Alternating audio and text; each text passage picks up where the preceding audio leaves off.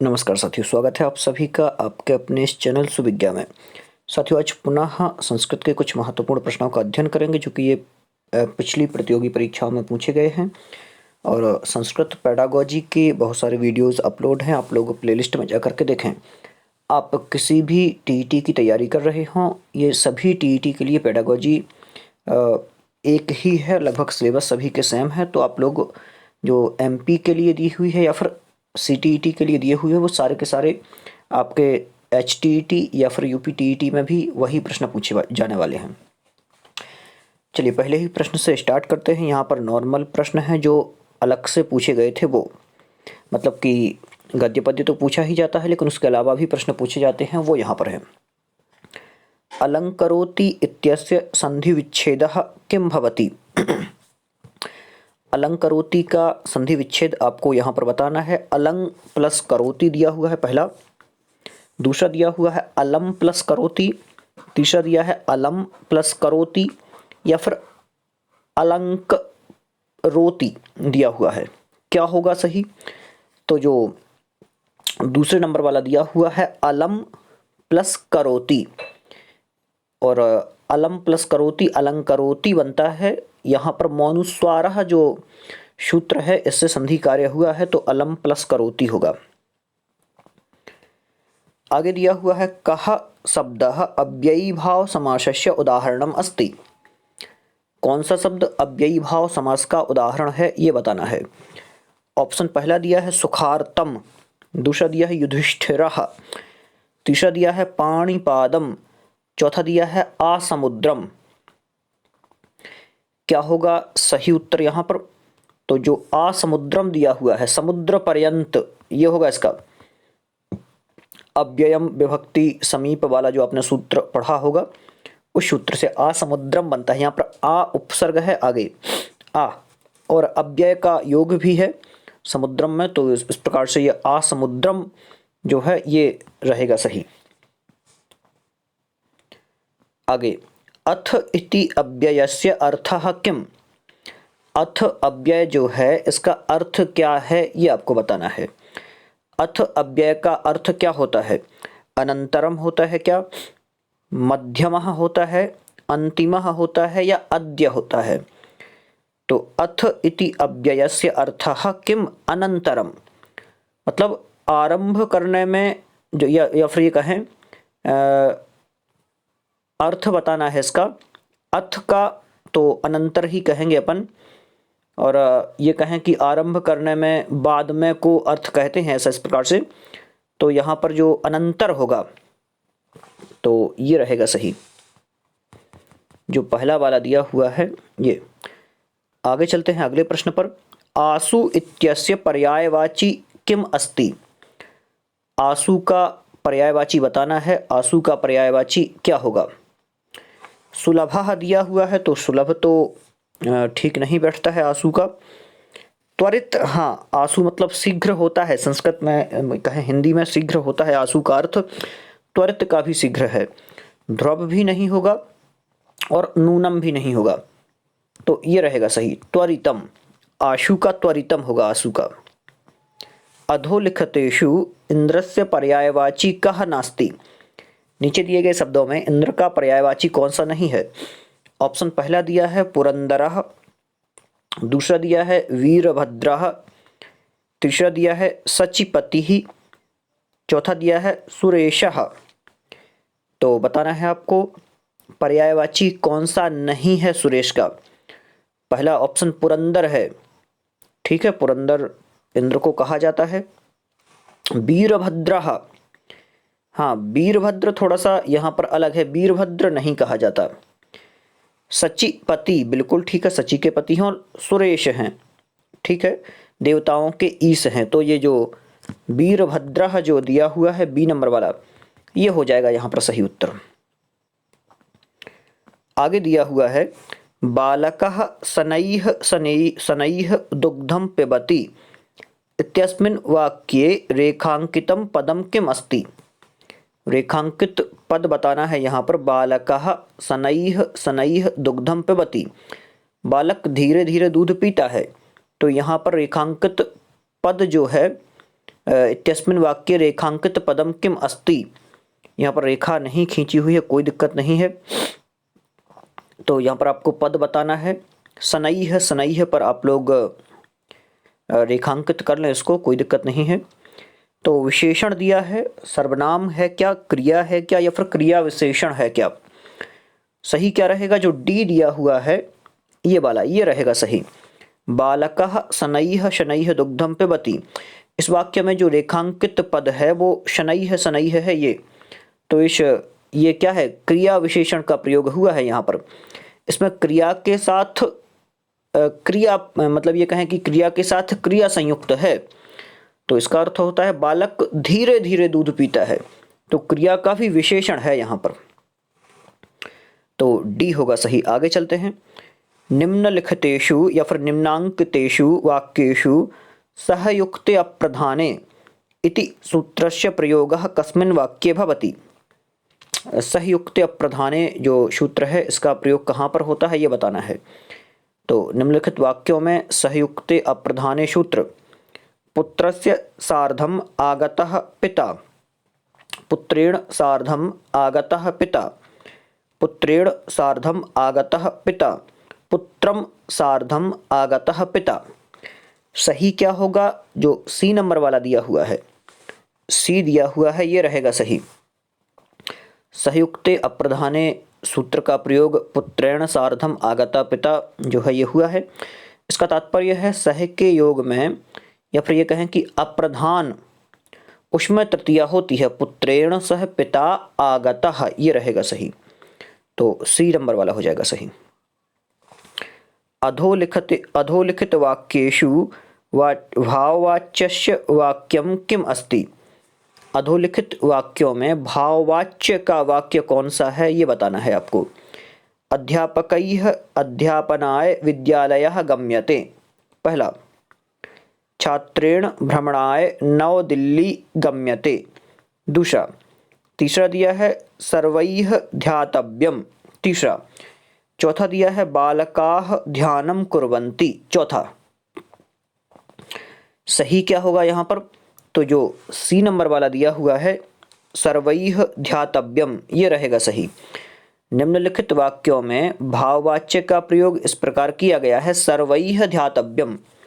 भाववाच्य का अर्थ होता है केवल क्रिया का होना, और यह सदा कैसी होती है, हमेशा प्रथम पुरुष एक वचन में होता है। कर्ता के अनुसार इसके द्वारा नहीं बदलते हैं, ये अपन को समझना है। तो सी रहेगा सही। आगे चलते हैं, क्या दिया हुआ है। वयम पाठयितुम विद्यालयम गच्छामः। वयम पाठयितुम विद्यालयम गच्छामः इत्यस्य कर्मवाच्य किम अस्ति। इसका कर्मवाच्य बताना है। ऑप्शन पहला दिया है वयम पाठयितुम विद्यालयम गम्यते।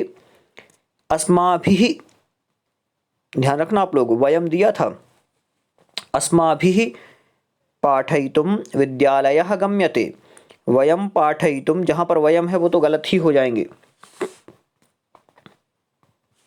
वयम पाठयितुम विद्यालयः गम्यते, अस्माभिः पाठयितुम विद्यालयम गम्यते। ये तो सही क्या रहेगा, जो बी नंबर वाला दिया है ये होगा सही, क्योंकि वयम का तो विभक्त वो उन्होंने चेंज ही नहीं किया बिल्कुल। अस्माभिः जहां पर होगा वही आगे वाला सही होना था। तो ये कहें कि इस वाक्य का कर्मवाच्य कैसा रहेगा, अस्माभिः पाठयितुम विद्यालयः गम्यते। मतलब कर्मवाच्य में कर्ता में तृतीया क्या होनी थी, तृतीया विभक्ति होनी थी, और कर्म में कौन सी, प्रथमा विभक्ति होनी थी। तो इस कारण से यहाँ पर अस्माभिः होना था, ये रहेगा सही जो बी नंबर वाला दिया हुआ है। आगे, शिशुः इति पदस्य अधोलिखितेषु पदेषु केन पदेन सह संबंधः अस्ति। शिशु का किस पद के साथ संबंध है ये बताना है। ऑप्शन पहला लालित्यम दिया हुआ है, तो लालित्य का संबंध नहीं है। शैशवः, हाँ शैशव का संबंध है, सौंदर्य का भी नहीं है और सुकुमार्य का भी नहीं है। शैशवः होगा सही। आगे दिया हुआ है राजन शब्दस्य तृतीयायाः एकवचने किम रूपम भवति। राजन शब्द का तृतीया विभक्ति के एक वचन का रूप क्या होगा, बताना है आपको। राजेन होगा क्या, राज्ञः, राज्ञे या फिर राज्ञा, क्या होगा? तो राजन शब्द का तृतीया विभक्ति एक वचन का रूप राज्ञा होगा। राज्ञा राजभ्याम राजभी बनता है तृतीया में, और द्वितीया में कहें तो राजानम राजानौ राज्ञः, और सप्तमी में राज्ञी राजनी, या फिर ये कहें कि राज्ञो राजसु, ऐसा भी अपन बोल सकते हैं। तो यहाँ पर जो सही है वो डी वाला राज्ञा रहेगा सही। तृतीया पूछा है एक वचन में। आगे, भवता इति कस्याः विभक्तेः कस्य वचनस्य च रूपमस्ति। तो भवता शब्द का आपको बताना है किस विभक्ति का और किस वचन का रूप है भवता। तृतीया एक वचन है, षष्ठी एक वचन है। तो बता देता हूँ, तृतीया विभक्ति का जो एक वचन है भवता जो शब्द दिया हुआ है, तो तृतीया में भवता भवद्भ्याम भवद्भि ही बनेगा, और षष्ठी का एक वचन दिया हुआ है। इसके अलावा द्वितीया दी हुई है और सप्तमी दी हुई है। तो भवत के आपको चलाना है, आप होता है जिसका अर्थ भवत का। तो कैसे चलते हैं, भवान भवन्तौ भवन्तः, इस प्रकार से चलते हैं। और यहाँ सही क्या रहेगा, तो भवता जो दिया है तृतीया विभक्ति का एक वचन है ये, तो तृतीया विभक्ति का रूप है, ये रहेगा सही। आगे चलते हैं। स्था धातोः विधिलिंग लकारस्य मध्यम पुरुषस्य एकवचने किम रूपम भवति। क्या बताना है, स्था धातु का विधिलिंग लकार मध्यम पुरुष एक वचन का रूप क्या होगा। तो चला के देख लेते हैं पहले विधिलिंग लकार के। तिष्ठेत तिष्ठेताम तिष्ठेयुः, तिष्ठे तिष्ठेतम तिष्ठेत, तिष्ठेयम तिष्ठेव तिष्ठेम होगा। तो यहाँ सही क्या रहेगा, जो सी नंबर वाला दिया है, स्था धातु का विधिलिंग लकार मध्यम पुरुष एक वचन का रूप तिष्ठेह होगा। क्या होगा, तिष्ठेह, जो सी नंबर वाला दिया हुआ है ये रहेगा सही। आगे, दास्यन्ति इति कस्य लकारस्य कस्य पुरुषस्य कस्य वचनस्य च रूपमस्ति। दास्यन्ति दिया हुआ है, दास्यन्ति किस लकार का, पुरुष का और वचन का रूप है। तो लट लकार मध्यम पुरुष एक वचन, लृट लकार प्रथम पुरुष बहुवचन, लोट लकार प्रथम पुरुष एक वचन, विधिलिंग लकार मध्यम पुरुष द्विवचन। क्या रहेगा सही, दास्यन्ति बताना है। तो रूप कैसे चलते हैं इसके, दास्यसि दास्यतः दास्यन्ति, दास्यसि दास्यथः दास्यथ, दास्यामि दास्यावः दास्यामः, इस प्रकार के रूप बनते हैं। तो जो बी नंबर वाला दिया हुआ है ये लिट लकार, लिट लकार का प्रथम पुरुष का बहुवचन है ये रहेगा सही। चलिए आगे चलते हैं अगले प्रश्न पर। प्रश्न का नीचे ऑप्शन दिया है, निम्नांकितेषु वाक्येषु शुद्धम रूपम किम अस्ति। यहाँ पर आपको शुद्ध रूप बताना है। निम्नांकित वाक्यों में शुद्ध रूप कौन सा है, विद्यालयस्य परितः वृक्षाः सन्ति। तो ये तो गलत हो जाएगा, परितः के योग में षष्ठी विभक्ति नहीं होती है। फिर यहाँ पर विद्यालयात् परितः, यहाँ पंचमी भी नहीं होती है, ये भी गलत है। ऊपर दो ऑप्शन और दिए हुए हैं इसके। तो विद्यालये परितः, तो ये भी गलत हो जाएगा, विद्यालये भी नहीं होगा। विद्यालयम ठीक है, हाँ, क्योंकि अभितः परितः समया निकषा हा प्रतियोगेपि सूत्र से परितः के योग में द्वितीय विभक्ति होती है। कौन सी, द्वितीय विभक्ति होती है। तो डी नंबर वाला होगा सही। आगे चलते हैं। सह अक्षणा काणः प्रतीयते, सह अक्षणा काणः प्रतीयते, अस्मिन् वाक्ये अक्षणा पदे का विभक्ति अस्ति। अक्षणा के पद में कौन सी विभक्ति है ये आपको बताना है। तृतीया विभक्ति है या फिर चतुर्थी है, पंचमी है या षष्ठी है। तो सह अक्षणा काणः प्रतीयते, इस वाक्य में अक्षणा पद में तृतीया विभक्ति होती है, और इसमें येनांग विकारः सूत्र से जिस विकृत अंग के द्वारा अंगी का विकार लक्षित होता है उस अंग में तृतीया विभक्ति होती है। जैसे अक्षणा काणः, शीर्षा खलवाटः, पादेन खंज, इस प्रकार से के बहुत सारे उदाहरण मिल जाएंगे आपको, तो ये रहेगा तृतीया। आगे अनु उपसर्ग मेलयित्वा गम धातोः लृट् लकारस्य प्रथम पुरुषस्य एकवचने किम रूपम भवति। देखिए अनु उपसर्ग लगाना है पहले, और धातु कौन सी है, गम धातु है। यहाँ पे लिख के बता देता हूँ, धातु है गम, उपसर्ग क्या लगाना है, अनु, ठीक है। लकार कौन सा है, लृट, पुरुष कौन सा है, एक वचन, पुरुष प्रथम पुरुष का एक वचन, पुरुष एक पुरुष मतलब प्रथम पुरुष है और एक वचन है उसका, ठीक है। क्या बनेगा, अगर अपन इसके रूप चला के देख लें तो अनुगमिष्यति, अनुगमिष्यतः, अनुगमिष्यन्ति ऐसे बनेंगे, क्योंकि अनु जोड़ना है ना। या फिर थोड़ा सा और भी अपन यहाँ पर देखिए एक दिया भी हुआ है, अनुगमिष्यन्ति दिया है, अनुगमिष्यति भी दिया हुआ है ऑप्शन में, इस प्रकार से। तो हाँ बिल्कुल सेम वैसे ही चलेंगे जैसे भी मैंने बताए हैं आपको। तो यहाँ पर आपको ऑप्शन में भी मिल गया है अनुगम लृट लकार का प्रथम पुरुष का एक वचन अनुगमिष्यति होगा, बिल्कुल ठीक, ये वाला ही सही होगा, अनुगमिष्यति। केवल अनु लगा दिया है, गमिष्यति तो आपको पहले से ही पता था। थोड़ा सा इतना भी आप लोग ध्यान रखेंगे तो बिल्कुल आसान हो जाएंगे ये प्रश्न, कभी कभी ऐसे घुमा के भी पूछते हैं। चलिए देखिए, दो तीन धातु ऐसी हैं जिनमें थोड़ी सी दिक्कत आती है। एक तो ज्ञा धातु है, हन धातु है, ये आप लोग याद कर लें, थोड़े से कठिन धातुएं हैं ये। आगे जी धातोः तुमुन प्रत्ययस्य संयोगे किम रूपम भवति। जी धातु में तुमुन प्रत्यय लगने पर कौन सा शब्द बनेगा। और आपको प्रश्न थोड़े से कठिन इसलिए भी लगते होंगे कई लोगों को कि जिन्होंने जो ये प्रत्यय पढ़े नहीं है एक बार, तो मैं तो ये कहूँगा कि पहले आप लोग प्रत्यय वगैरह पढ़ें सब कुछ, फिर ये प्रश्न लगाएं मेरे, तो बहुत अच्छा रहेगा। क्योंकि ये प्रश्न सामान्य बनाए हुए नहीं है, ये पिछले पेपर्स के ही हैं, लगभग ये 2014 या 15 का पेपर है, मैं आपको देख के बता देता हूँ। हाँ, ये 2011 का एक पेपर मैं आपको यहाँ पर लगवा रहा हूँ। 2011 में ये प्रश्न पूछे गए थे और इन सभी प्रश्नों के रिपीटेशन होते रहते हैं, मैं इसलिए आपको ये सारे के सारे लगवा रहा हूँ। यहाँ पर सही क्या रहेगा, तो जेतुम होगा। यदि आपने तुमुन प्रत्यय के रूप पढ़े होंगे तो जेतुम होगा, तुमुन प्रत्यय से लगने पर जेतुम बनता है। आगे उषित्वा शब्द दिया हुआ है, उषित्वा इति रूपम कस्य धातोः कस्य प्रत्ययस्य च संयोगेन भवति। उषित्वा रूप कब बनता है ये बताना है। तो उषित्वा यह रूप वस धातु तथा क्त्वा प्रत्यय के योग से बनता है।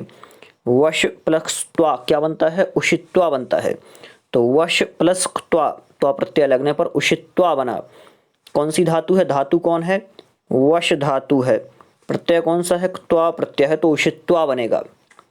ठीक, आगे चलते हैं।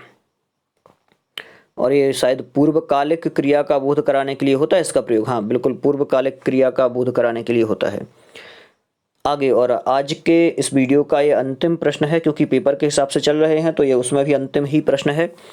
महत् चित्रम, बहुत शानदार संधि दी हुई है, करके बताना है आपको। महत् चित्रम इत्यस्मिन् केन सूत्रेण संधि भवति। किस सूत्र से संधि होती है महत् चित्रम में। तोरली बिल्कुल गलत हो जाएगा, ला का तो यहाँ पर जिक्र ही नहीं है कहीं। खरीचा, खरीचा भी नहीं दिख रहा है, वर्ण जो खर वर्ण है वो भी उसका कोई वो नहीं है। स्तोश्चु नाश्चु, हाँ ये दिख रहा है, क्योंकि तकार भी है और चकार भी है। तो सकार और जो सकार है और तवर्ग के स्थान पर क्रम से सकार और चवर्ग होता है यहाँ पर। ठीक है, तो स्तोश्चु नाश्चु झलाम जसोंते का भी कार्य नहीं है, ये हो जाएगा सही। मतलब हुआ क्या है बता देता हूँ। महत् चित्रम में स्तोश्चु नाश्चु सूत्र से संधि होती है।